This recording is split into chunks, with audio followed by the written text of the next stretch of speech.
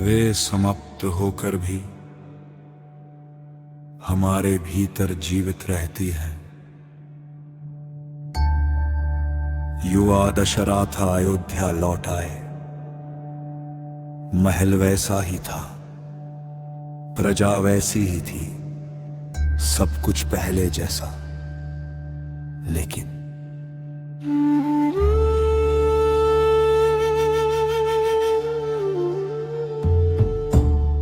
दशरथ पहले जैसे नहीं रहे। अब हर रात्रि जब अंधकार छा जाता और सब सो जाते, दशरथ जागते रहते। उनकी आंखें बंद होती पर मन नहीं। उन्हें बार बार वही ध्वनि सुनाई देती, छपाक, जल की, और उसके बाद एक पीड़ित स्वर।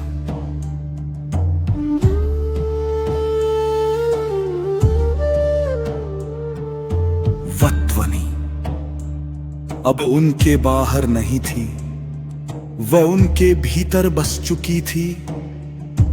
क्या ये केवल एक दुर्घटना थी या मैं एक अपराधी हूं? यह प्रश्न उनके भीतर बार बार उठता और हर बार उत्तर उन्हें और गहरे अंधकार में ले जाता। दिन में दशरथ एक राजा थे, निर्णय लेते थे, न्याय करते थे, सभा में स्थिर रहते थे। लेकिन रात्रि में वो एक भयभीत मनुष्य थे, जो अपने ही कर्म से भाग रहा था। श्राप, कोई वज्रपात नहीं होता जो तुरंत गिर जाए। वो एक छाया होता है जो धीरे धीरे फैलता है। दशरथ ने महसूस किया उनके भीतर एक डर जन्म ले चुका है। समय बीतता गया, राज्य चलता रहा, लेकिन एक विचार अब उनके मन में बार बार आने लगा। अगर मेरे पुत्र होंगे तो क्या मैं उन्हें खो दूंगा?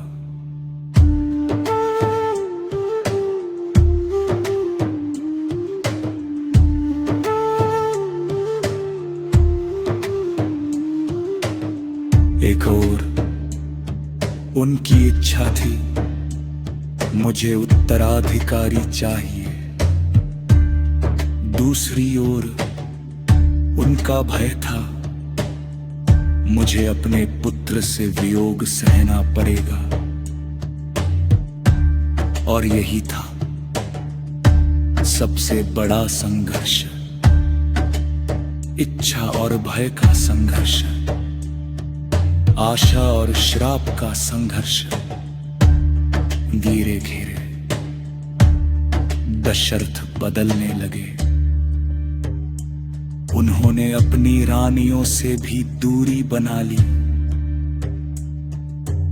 कौशल्या, उन्होंने महसूस किया कुछ बदल रहा है, लेकिन समझ नहीं पाई क्या। कैकेयी, उन्होंने देखा राजा अब पहले जैसे दृढ़ नहीं रहे और उनके भीतर असुरक्षा बढ़ने लगी। सुमित्रा, वो चुप रही क्योंकि वो समझ चुकी थी ये केवल समय का खेल नहीं,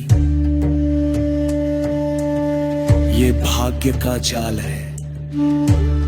और फिर एक दिन दशरथ ने सोचा क्या मैं इस श्राप से बच सकता हूं? क्या मैं अपने भाग्य को बदल सकता हूं? उन्होंने ऋषियों को बुलाया और कहा, मैं पुत्र प्राप्ति के लिए यज्ञ करना चाहता हूं।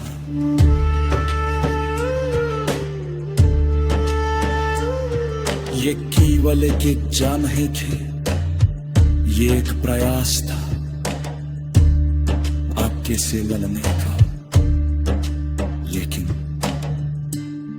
क्या मनुष्य कभी अपने भाग्य से जीत सकता या भाग के है उसी उंदरव्य की ओर ले जाता है जो अनकतों से वही पहुंचा देते हैं जहां उसे पहुंचना होता है। दशरथ गुणदा वो अपने भविष्य को सुरक्षित करने हैं, वो श्राप से बचने के मार्ग खोज रहे हैं, लेकिन उन्हें ये ज्ञात नहीं थी लेही में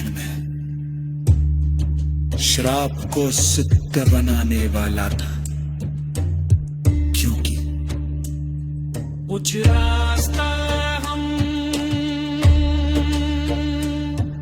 चुनता रहे उन बसों